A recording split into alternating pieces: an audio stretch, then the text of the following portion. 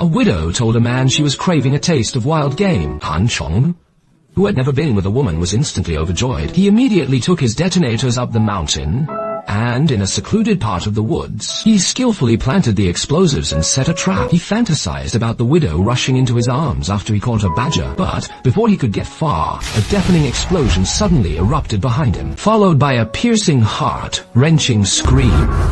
Holy shit! Han Chong's heart sank and he bolted back toward the site. The loud blast and the scream also alerted the villagers. When a panting Han Chong reached the scene, what he saw scared him out of his wits. His new neighbor La Hong was lying in a pool of blood. One of his legs was mangled beyond recognition. It was clear he wouldn't survive. It turned out that La Hong had somehow wandered right into Han Chong's trap. The villagers hurriedly carried La Hong back to his house. Lord 6, the most respected elder in the village, took charge, while the other villagers gathered outside buzzing with hushed talk. Terrified, Han Chong's mind went blank as he stood there dazed. But La Hong's mute wife, Hong Xia, remained eerily calm. She quickly shut the door, cutting off all the prying eyes from outside. Dying La Hong didn't even look at his own wounds. Instead, with his last ounce of strength, he glared fiercely at Hong Xia in the corner. He grabbed an axe nearby and hurled it at her, before finally drawing his last breath. Lord 6 checked for a pulse and solemnly announced to Hong Xia, "Child is gone." At the center of this tragedy, the newly widowed Hong Xia showed not a single trace of grief on her face. Suddenly, as if triggered by something, she began pushing all the villagers out of the house like crazy. Then she grabbed a quilt and pressed it hard over her husband's face, his eyes still wide in death. The film's opening quickly and effectively establishes the core conflict. La Hong's death appears to be an accident on the surface, but it is riddled with suspicion. Why would a man with a limp venture so deep into the mountains, to the exact spot where Han Chong set his trap? Hong Xia's abnormal reaction after her husband's death, shutting the door to drive everyone out, and covering her husband's body with a quilt. These are not the typical actions of a grieving wife. They serve as layers of foreshadowing for the subsequent plot twists. That night, several village cadres discussed how to handle this thorny situation. With a new village chief about to take office at this critical juncture, a homicide in the village, if word got out, would not only tarnish the village's reputation, but also cause trouble for both the outgoing and incoming chiefs, in an era when the rule of law was weak to them.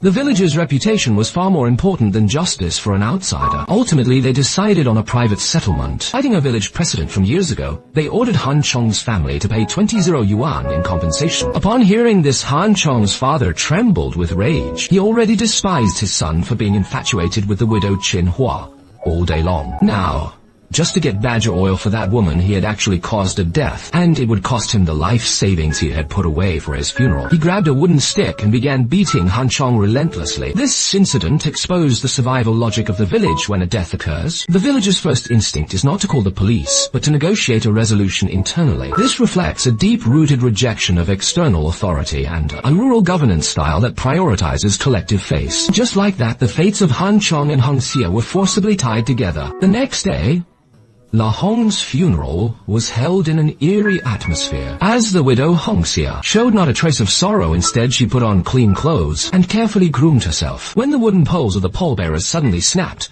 and the coffin nearly overturned, the corners of her mouth curled up slightly, revealing a fleeting smile. The villagers thought she had lost her mind due to the shock of her husband's death. As shovelful after shovelful of yellow earth covered the coffin, Hong Xia finally broke down. She suddenly grabbed the stones and dirt around her and hurled them fiercely at the coffin, muffled whimpers escaping from her throat. Seeing this, the villagers thought she couldn't bear to part with her husband and came forward to comfort her.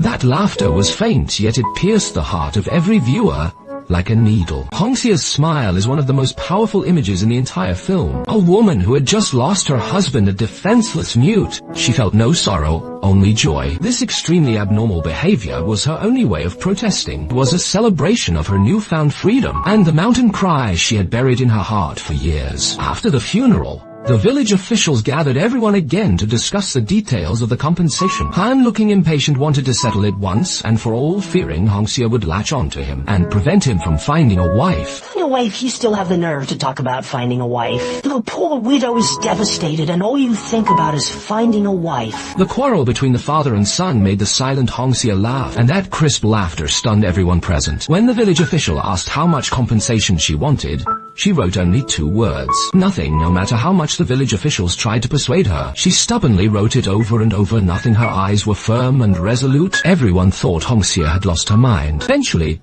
they drafted an agreement. Since Hongxie could not decide on the compensation, Han Chong would temporarily be responsible for providing for the family of 3 and taking care of their daily needs, including their 3 meals a day. Until Hongxie decided on the final compensation amount, Han Chong grew anxious. If she never made a decision, wouldn't he be trapped for the rest of his life? But before he could finish protesting, Hongxie had already signed. She put the agreement away and left in silence. This agreement is both the turning point and the heart of the whole story. It seemed like a temporary fix devised by the village cadres to keep the peace. But in reality, it was Hongxie's deliberate choice. Why didn't she want the money? Hongxie saw it more clearly than anyone. Cash is a one-time thing. But the agreement for Han Chong to provide for her and her children's daily meals is a long-term meal ticket and, more importantly, a protective amulet. In this insular rural society, this relationship gave her a natural layer of protection. Any villager looking to bully her would now have to answer to Han Chong. She gave up immediate gain to firmly secure the very foundation of her survival. This isn't madness, it is the sharpest wisdom honed by years of suffering. Despite his reluctance, the agreement was signed, and Han Chong had to brace himself to fulfill it. He went to Hongxie's house carrying flour and vegetables, and was stung by the sight that met him at the door. A widow and her children living in abject poverty. Even the corn buns they ate were infested with maggots. Compassion made it impossible for him to stand idly by. He snatched the corn buns and threw them away, then silently picked up an axe to chop wood and start a fire, cooking a decent meal for the mother and children. The maggot-ridden corn buns in Hongxie's home represented despair and the struggle for mere survival, while the fresh vegetables and flour Han Chong brought signified an improvement in life.